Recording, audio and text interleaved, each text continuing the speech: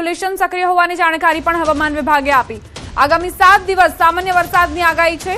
11 ઓગસ્ટે રાજ્યના અમુક ભાગોમાં વરસાદ વરસી શકે છે। પંચમહાલ, દાહોદ, છોટાઉદેપુરમાં ભારે વરસાદની આગાહી છે। तो ये जो मौसम प्रणालियाँ हैं इसके प्रभाव से हम उम्मीद कर सकते हैं कि अगले 7 दिन में सौराष्ट्र कच्छ में छिटपुट से कुछ स्थानों पर और गुजरात रीजन में कुछ स्थानों से लेकर कई स्थानों पर बारिश हो सकती है। इसमें जो लो प्रेशर एरिया है उसके प्रभाव से हम दिवस 3 यानी कि 11 अगस्त को हैवी रेन भी एक्सपेक्ट कर रहे हैं, आइसोलेटेड हैवी, जिसमें कि जो हमारे डिस्ट्रिक्ट्स हैं पंचमहल, दाहोद, छोटाउदेपुर और अरावली, महिसागर, इन जो डिस्ट्रिक्ट्स हैं इनमें आइसोलेटेड छिटपुट स्थानों पे भारी वर्षा हो सकती है। राज्य में सरेराश 491.2 mm वरसाद नोंधायो छे। राज्य में सामान्य करता 9% વધુ વરસાદ ખાબક્યો। સૌરાષ્ટ્રમાં 13% ઓછો વરસાદ નોંધાયો છે। सौराष्ट्र कच्छ में 9% कम हुई है, 13% कम हुई है और ओवरऑल देखें तो पूरे गुजरात राज्य में 9% बारिश ज़्यादा हुई है नॉर्मल से अभी तक का।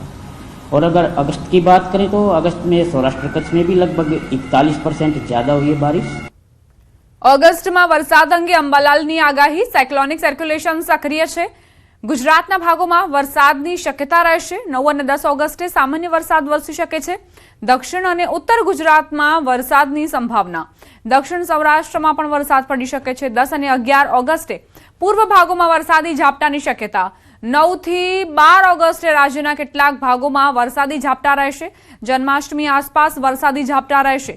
પાટણ, સમી, હારીજ, સાબરકાંઠા, વાવ, થરાદ, બનાસકાંઠા, અરવલ્લી, પંચમહાલ, દાહોદ, વડોદરા, અમદાવાદ, ગાંધીનગરના ભાગોમાં વરસાદી ઝાપટા વરસવાની સંભાવના।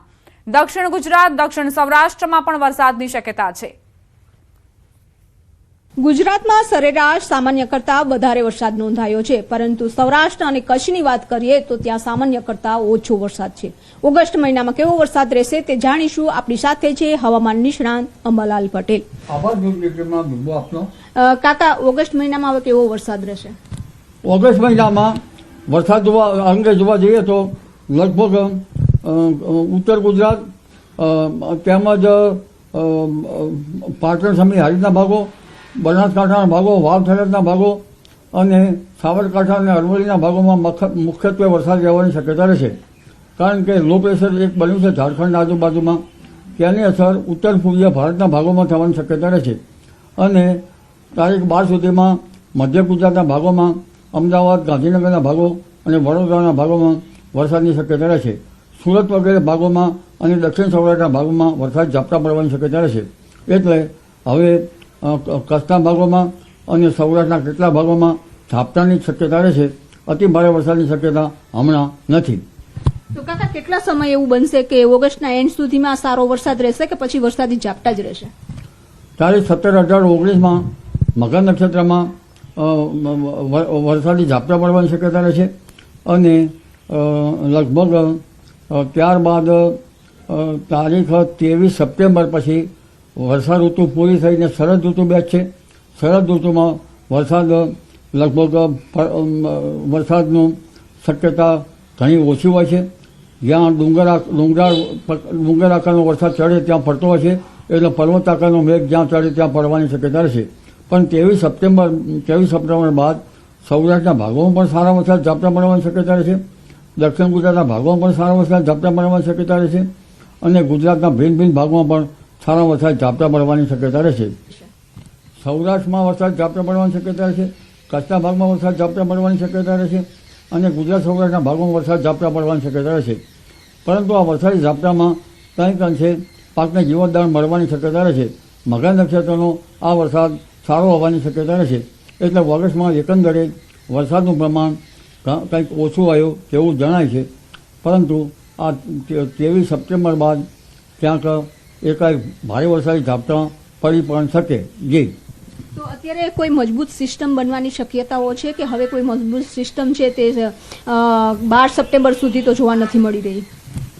મજબૂત સિસ્ટમ બંગાળ ઉપસાગરમાં બનવાનું નહીં, કારણ મુખ્ય પેસિફિક મહાસાગરમાં ટાઇફૂન બનેલું હતું અને ટાઇફૂનનો ભેજ ખેંચાઈ જવાનો હતો। તારીખ 10 બાદ એ ટાઇફૂન કંઈક હળવું થશે અને ત્યાંના રેમિડન્સ લગભગ સામાન્ય રીતે બંગાળ ઉપસાગરમાં આવતા હોય છે. જો દક્ષિણ ચીન તરફ જો બને તો એના રેમિડન્સ આવતા હોય છે. એટલે ઘણી વખત ટાઇફૂન બને તો પણ આપણા ત્યાં વરસાદ ઓછો આવતો હોય છે. એટલે આ ટાઇફૂનના કારણે ભેજ ખેંચી જવાના કારણે હમણાં જે વરસાદની સિસ્ટમો બનવાની હતી તે વરસાદી પ્રમાણમાં સિસ્ટમ જોઈએ તેવી બની નહીં. પરંતુ તારીખ લગભગ 16-17 આજુબાજુમાં પણ કંઈક સિસ્ટમ બનવાની શક્યતા રહે છે અને બંગાળ ઉપસાગર એક સક્રિય થવાની શક્યતા રહે છે. પુણેથી સમાચાર. સેલ્ફીના ચક્કરમાં મોતના મુખ સુધી પહોંચ્યો યુવક. માળશેજ ઘાટ નજીક કાળુ ઝરણામાં યુવકનો પગ લપસ્યો. ઊંડી ખીણમાં પડતા પહેલા ચટ્ટાન પકડીને યુવકે જીવ બચાવ્યો. ઝરણાના તેજ પ્રવાહ વચ્ચે ચટ્ટાનના સહારે યુવક લટક્યો. સ્થાનિકો અને પ્રવાસીઓએ તાત્કાલિક બચાવ કામગીરી શરૂ કરી. સાડી અને કપડાની દોરડી બનાવીને યુવકને સુરક્ષિત બહાર કઢાયો. સેલ્ફી માટે ખતરનાક સ્થળે જવાનું યુવકને ભારે પડ્યું. ચોમાસામાં કાળુ ઝરણા અને માળશેજ ઘાટમાં સાવચેતી રાખવા માટે અપીલ કરાઈ રહી છે. આ યુવક જે સેલ્ફી લેવાના ચક્કરમાં કઈ રીતે ખાબક્યો તેના દ્રશ્યો સામે આવ્યા છે. ઝરણાની અંદર તે ખાબક્યો, ચટ્ટાનને પકડીને પોતાનો જીવ બચાવ્યો. ત્યારબાદ ત્યાં જે હાજર લોકો હતા, સ્થાનિકો હતા, તેઓ તેની મદદે આવ્યા. પરંતુ અહીં આ જેલ પણ લોકોને રીલ્સમાં વાયરલ થવું છે અથવા તો સેલ્ફીઝ લેવાનો શોખ છે તેમની માટે ખરેખર લાલબત્તી સમાન કિસ્સો છે. માળશેજ ઘાટ નજીક કાળુ ઝરણામાં યુવકનો પગ લપસ્યો અને તે નીચે ખાબક્યો. ચટ્ટાનની મદદથી તેણે પોતાનો જીવ બચાવ્યો અને અન્ય જે સ્થાનિકો હતા તેમણે કપડાથી અને સાડીની દોરડી બાંધીને અને ત્યારબાદ આ યુવકનું રેસ્ક્યુ કર્યું. સેલ્ફીનો આ જીવલેણ ચસ્કો જે અન્ય લોકો માટે પણ બોધપાઠ સમાન છે. વલસાડ જિલ્લાના કપરાડાના બારપુરા ગામે આવેલો સવતકડા ધોધ ચોમાસાની ઋતુમાં 16 કળાએ ખીલી ઉઠ્યો છે. અંદાજે 100 ફૂટની ઊંચાઈએથી ધસમસતું પાણી મનમોહક દ્રશ્ય સર્જી રહ્યું છે. ધોધની આસપાસની લીલીછમ વનરાજી અને હરિયાળા ડુંગરો સમગ્ર વિસ્તારના કુદરતી સૌંદર્યમાં વધારો કરી રહ્યા છે. ચોમાસાની મોસમમાં સવતકડા ધોધ નિહાળવા માટે સ્થાનિકો ઉપરાંત આસપાસના વિસ્તારોમાંથી પણ મોટી સંખ્યામાં પ્રકૃતિ પ્રેમીઓ અને પર્યટકો ઉમટી રહ્યા છે. વરસાદી માહોલમાં ધોધનું મનોહર સૌંદર્ય પ્રવાસીઓને મંત્રમુગ્ધ કરી રહ્યું છે અને બારપુરા ગામ પ્રકૃતિ પ્રેમીઓ માટે લોકપ્રિય સ્થળ બની રહ્યું છે.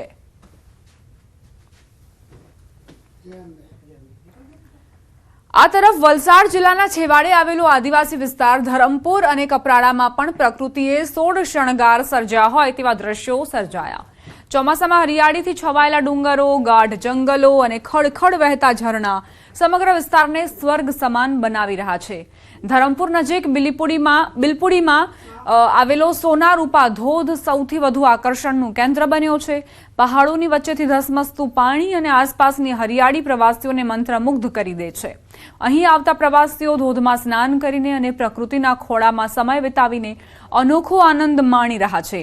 ધરમપુરના અંતરિયા વિસ્તારમાં આવેલા આ ધોધ સુધી પહોંચવાનો રસ્તો પથરાળ છે અને રસ્તો પણ કાચો હોવાથી પ્રવાસીઓ આ સોનારૂપા ધોધના વિકાસની પણ માંગ કરી રહ્યા છે. પણ અહીંયા આવીને પછી એમ લાગ્યું કે અમેઝિંગ છે, અમેઝિંગ. આપણું નેચર એક એવી વસ્તુ છે જેને આપણે સાચવી રાખવી જોઈએ.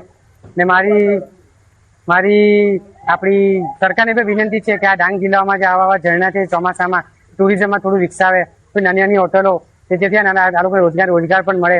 અહીંયા માહોલ અને મજાની વાત કરું તો ખૂબ જ વધારે મજા આવી રહી છે. પણ અહીંયા પહોંચવા પહેલા જે અમે સફરની મજા લીધી છે, અહીંયાના રોડ, અહીંયાના ગ્રામ્ય વિસ્તાર, અહીંયાનું ખાવાનું, પ્લસ અહીંયા સુધી આવવામાં અમે બહુ સ્ટ્રગલ કર્યું છે, પણ ફાઇનલી અહીંયા આવીને અમને ખૂબ જ સુકૂન મળ્યું છે.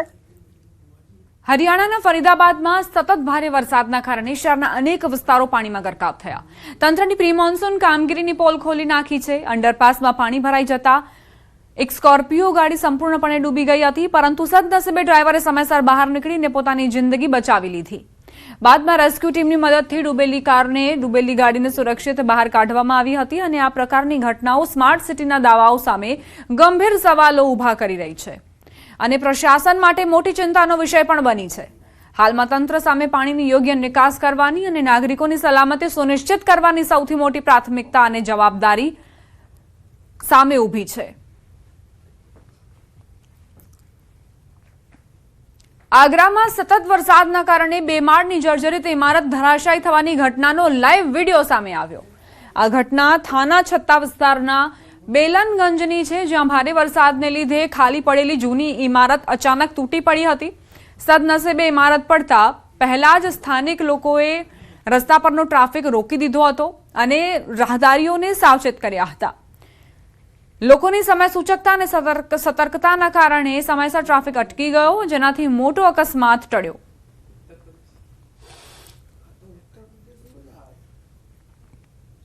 હરિયાણાના રોહતકમાં છેલ્લા 24 કલાકથી અનરાધાર વરસાદ વરસી રહ્યો છે. ધોધમાર વરસાદથી અનેક વિસ્તાર પાણીમાં ગરકાવ થયા. પાણી ભરાઈ જતા અનેક રસ્તા બંધ રહેતા ભારે હાલાકી પડી છે. આ ગંભીર જળબંબાકારની સ્થિતિને લીધે વાહન ચાલકો અને રાહદારીઓને અવર જવરમાં ભારે હાલાકીનો સામનો કરવો પડી રહ્યો છે. સ્થાનિક રહેવાસીઓનો આરોપ છે કે પૂરતા ડ્રેનેજ પ્રબંધોના અભાવના કારણે દર વર્ષે વરસાદ પડતા આવી જ બદતર સ્થિતિ સર્જાય છે. આ સમસ્યાથી ત્રસ્ત થઈને નાગરિકોએ વહીવટીતંત્ર પાસે વહેલી તકે પાણીના નિકાલની વ્યવસ્થા કરવા અને તેનો કાયમી ઉકેલ લાવવાની માંગ કરી છે.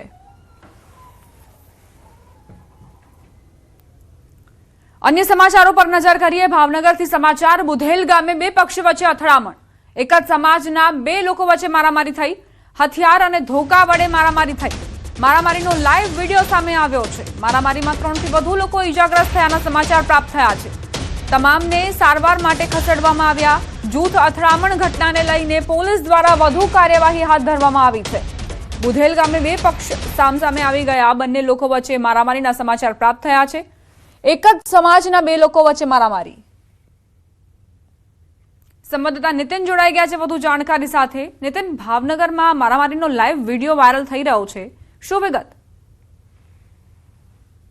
ભાવનગર નજીક આવેલું જે બુધેલ ગામ છે ત્યાં એક જ સમાજના બે પક્ષો વચ્ચે કોઈ પારિવારિક ઝઘડાને લઈ અને જૂથ અથડામણ એટલે કે મારામારીના લાઈવ દ્રશ્યો છે તે સામે આવ્યા છે. આ મારામારીની ઘટનામાં ધોકા, પાઇપ અને લાકડીઓ સહિત છે તે મહિલાઓ ઉપર વાર કરવામાં આવે છે પુરુષો દ્વારા. અને આ મારામારીની ઘટનામાં 3 થી વધુ મહિલાઓ છે, તેમાં એક બાળકીનો પણ સમાવેશ છે, તે ઇજાગ્રસ્ત થયા છે. તમામને હાલ સારવાર હેઠળ સરકારી હોસ્પિટલમાં ખસેડવામાં આવ્યા છે. ત્યારે ચોક્કસ એવા સવાલો પોલીસ સામે પણ થઈ શકે છે કે પોલીસની કોઈ એવી નક્કર કાર્યવાહી ન હોવાને કારણે આવા જે બનાવો છે તે દિવસે ને દિવસે ભાવનગરમાં છે તે સામે આવી રહ્યા છે. એટલે ચોક્કસ કહી શકાય કે પોલીસનો કોઈ ખોફ નથી રહ્યો, પોલીસનો કોઈ ડર નથી રહ્યો. ત્યારે લોકો છે તે આવી ઘટનાઓ છે તે વારંવાર બનતી હોય તે સામે આવતા હોય છે દ્રશ્યોજી.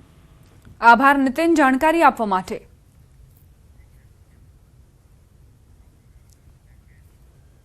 હવે આગળ વાત જંગલ જમીન અને વિવાદની.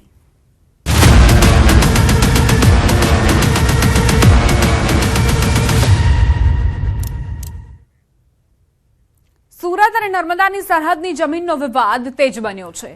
સાગબારા અને ઉમરપાડાની જમીનનો વિવાદ વકર્યો. સાંસદ મનસુખ વસાવા નર્મદાના ખેડૂતોને ન્યાય અપાવવા મેદાનમાં આવ્યા છે. નર્મદાના ખેડૂતો સાથે અન્યાય થતો હોવાનો આરોપ છે. સાંસદ મનસુખ વસાવાની વન રાજ્યમંત્રી પ્રવીણ માળીને અપીલ. ગાંધીનગરમાં અધિકારીઓ સાથે બેઠક કરી નિર્ણય ન લો. સેટેલાઇટ નકશાથી બેઠા બેઠા નિર્ણય ન લો. અધિકારીઓની વાત માનીને નિર્ણય ન લેવાય. ચૂંટાયેલા પ્રતિનિધિઓની વાત પણ સાંભળો. નર્મદા આવીને ખેડૂતોને ન્યાય અપાવો તેવી માંગ મનસુખ વસાવાએ કરી છે. તમને ખ્યાલ આવશે ભૌગોલિક દ્રષ્ટિએ ત્યાં બેઠા બેઠા જે સેટેલાઇટના નકશાના આધારે નિર્ણય ના લઈ શકાય. સાચી માહિતી તમને ના મળે. સાચી માહિતી પ્રવીણભાઈ માળી સાહેબ, તમે અહીંયા આવશો, અહીંયા જ્યાં સાગબારાના ખેડૂતો જંગલની ખેડાણ કરે છે એ, અને સામે જ રોડના સામે જ ઉમરપાડા તાલુકાના ખેડાણ કરે છે ખેડૂતો. એ સ્થિતિ તમે અહીંયા સ્થળ પર આવશો તમને ખ્યાલ આવશે, તો તમે સાચો ન્યાય કરી શકશો. ન્યાય કરો તો એકલી અધિકારી, IFS અધિકારીઓ કે DOFO કે ગાંધીનગરમાં બેઠેલા IFS અધિકારીની એકલી વાત ન માનો. અમારા જેવા ચૂંટાયેલા સંસદ સભ્યની પણ વાત માનો. અમે પણ લોકપ્રતિનિધિ છે. મનસુખ વસાવાને આપ સાંભળી રહ્યા હતા. તેમનું કહેવું છે કે જ્યારે ઉમરપાડાના ખેડૂતો ત્યાં ખેડાણ કરી શકતા હોય વન વિભાગની જમીન પર, તો સાગબારાના ખેડૂતો આખરે કેમ નહીં? પરિવારો આખા આજ આજીવિકા પર નભે છે.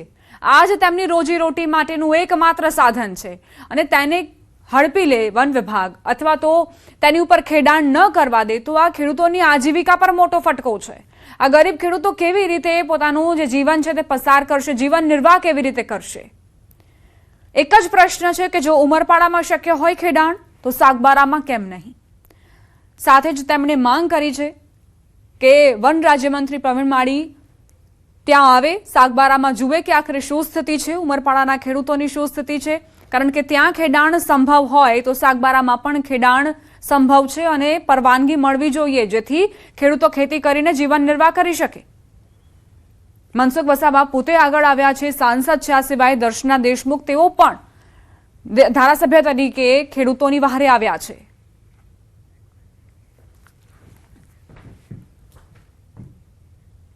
સાગબારા જંગલની જમીન ખેડવાનો વિવાદ, ખોપી જંગલ જમીન વિવાદમાં નવો વળાંક આવ્યો છે. સમગ્ર મામલે એસીએફ ગૌરવકુમારે નિવેદન આપ્યું છે. ખોપી ગામ ઉમરપાડા વિસ્તારમાં આવે છે. ઉમરપાડાના લોકો પાસે ગ્રામસભાનો ઠરાવ છે. સાગબારાના લોકો પાસે ગ્રામસભાનો ઠરાવ નથી.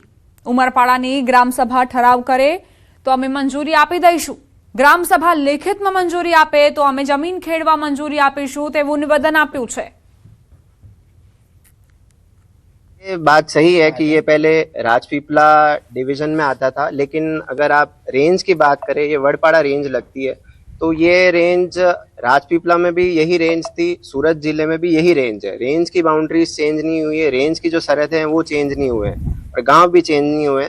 हमारे पास उसके नक्शे भी है, जो पुराने नक्शे हैं उसका भी हमारे पास प्रूफ है, जो सैटेलाइट इमेजरी है उसका भी हमारे पास प्रूफ है. तो ये जो बात है उसका कोई लीगल बेसिस नहीं है. अगर यहाँ की ग्राम सभा वहाँ के लोगों को ठहराव दे दे, मंजूरी दे दे लिखित में ऑन पेपर कि आप लोग यहाँ पे वर्षों से खेडान करते हैं, और लिखित में अगर ये जो परमिशन है, ठहराव है, वो FRA एक्ट के तहत आगे जो प्रोसेस होता है उसमें TSP का, DLC, SDLC का, अगर वो ठहराव से, मंजूरी से, सबकी सहमति से अगर वो पास हो जाए तब ये जो सारा इशू है वो सॉल्व हो जाए.